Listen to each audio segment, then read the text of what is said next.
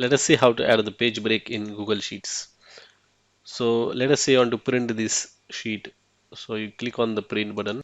So this is how the data will be printed on the same page, okay? But by adding the page break, what happens is that you can split this data so that first few rows will be printed on the first page and the next or the remaining data will be printed on the another page. For that you have to click on set custom page breaks, and here you have to take your mouse and until you see this arrow, then just drag it. Let us say I want to print after a row 15 on the next page. So just click here. So you can see that page break has been added. This blue line you see here.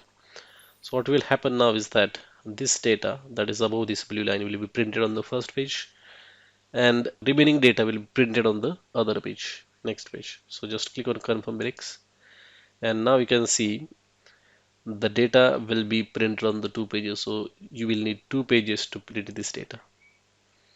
That's how this page breaks work in Google Sheet. Thank you for watching.